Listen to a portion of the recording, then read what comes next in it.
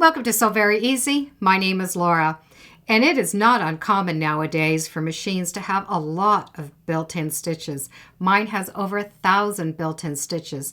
Now, wouldn't it be nice if we had a project where we could use all those stitches, or at least a good portion of those stitches? Well, I have the project for that, and it is going to be a fan quilt. And we are going to be able to use a lot of those different stitches. Now, if you do not want to use the stitches, well, this is still a great project to use. And I'm going to show you some quick techniques to make this fan go together a whole lot faster. With or without stitches, it's a fun project to make. Now, this fabric line is from Timeless Treasures. It's called Tribeca Gabriella, and what I like about it is the colors are all soft. So I'm going to have the thread do all the work, and I've chosen thread that's a little bit darker than the fabric because I do want the thread to show. And I'm going to use a variety of thread.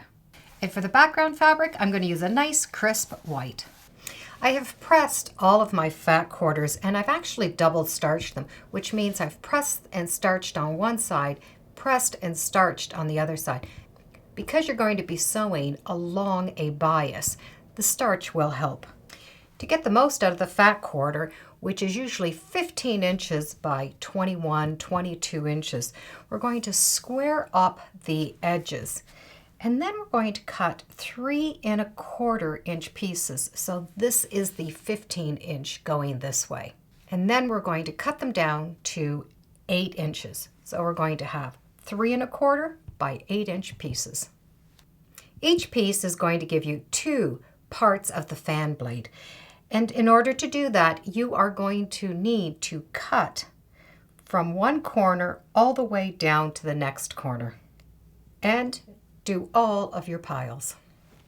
And there you have all your sweet little fan blades. And when you match them up, the triangles are the same size. We're going to make a quarter of the block at a time, and each quarter is going to have 4 fan blades in it. Take your stack to the machine and just take the top 2 pieces, match them right side together, and match the bottom, but start sewing from the top. And you're going to notice that the tops don't match. Just take a 1/4 inch and stitch all the way down right off of that point. And when you open it up, you're going to notice that you have this piece at the top. And that's okay because you're going to trim it off later.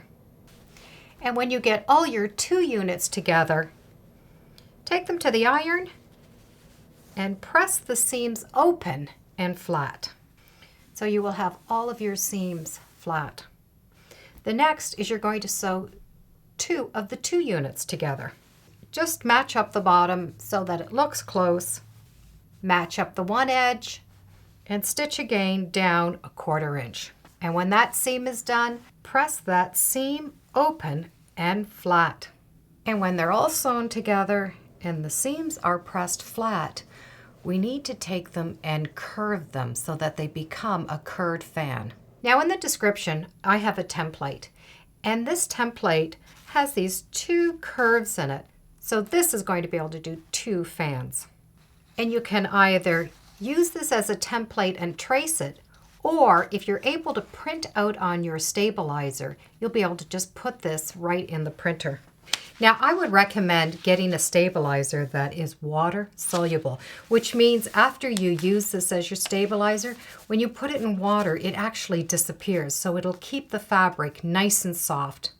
So take the shape of the fan and just cut it out roughly because you're going to need a bit of a seam allowance. So now I have the piece cut out, and I have 2 marks, and those are going to be the center marks. And you're going to be able to line the marks up with that center seam. So have the fan right side up and take the stabilizer and just match the seams. You're going to want a little bit of the stabilizer hanging out on the sides here. And you will be able to stitch right along this line. Now trim a 1/4 inch all the way along that edge. Now you're going to be able to turn this right side out and push your fingers along that edge, and it's going to make a nice crease. So now you have a nice curve, and you still have the back stabilized. Now take this to the iron and press it very flat. And now that all the fans are stabilized, we need to put them on the background fabric. The background fabric is a 7.5-inch square. And we're going to place the fan in the corner, and you can leave a little space because you're going to trim this down after. And just put a few pins to hold them together.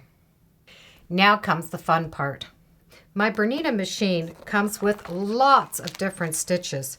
I have practical stitches, I have built-in decorative stitches, and I have built-in quilting stitches. Now I'm going to be able to embroider all of my fan seams. And I have 4 seams, and each one of those seams will have a decorative stitch, but none of the stitches are going to match. So I'm going to start with the first stitch on the machine, and I'm going to stitch from the top and go right off to the bottom. Keeping the same color on, I'm going to change to the next stitch and do another one. I'm not going to do the same row. I'm going to just alter so that they're not all going to be the same. And then when I've done a dozen or so of the one color, I'm going to go to another color and I'm going to continue. So each line will have a different stitch. And if you don't have enough stitches, start from one again and continue to go through. I would recommend putting on a top stitch needle. I'm going to use a 9014. You are going to be going through a lot of layers, so it's good to have a nice new sharp needle. I'd recommend starting right at the top of the fan and going right off at the end. You are going to be able to just continue changing your stitches and changing the thread as you go along. Eventually, you're going to have all of the fans embroidered. And as you go along, you will be able to stitch that top curve. Put a bit of stabilizer in the back because you're going from a thick fabric to a thin fabric. Then you're going to be able to just tear that off after. Now, halfway through, I would recommend give your machine a little bit of a dust, and you could even change the needle because that needle has done a lot of work. So it wouldn't hurt to give it a change. And out of 9 fat quarters, you were able to get 42 of these adorable little fan blocks. Now, if you did the 3 rows of stitching down the center and the 1 row here, you would have used up 168 different stitches on your machine. Now we need to trim these down. The first thing before you trim them is to make sure that they're pressed very well. Press them from both sides and make sure there's no wrinkles, that they're nice and flat. To help square them up, I have a template in the description, and it is the corner that is going to be cut off. There is a mark right down the center, and that mark is going to line up with that center seam. Take your template and tape it onto the back of a ruler. And by having that on the back of the ruler, you're going to be able to match up that curve. Match up the curve to the curve in that paper behind the template, matching up that center seam all the way down. And you will be able to trim off the extra. And when that corner has been trimmed down, you're going to be able to use that edge and square up this edge at 6.5 inches. So you can turn your ruler, find your 6.5 inch mark, and trim off all the extra. So you now have a perfect 6.5 inch fan block. There are many ways to sew them together. You can sew them in the circle. You can sew them together every other way, and the larger you go, the more designs you can make.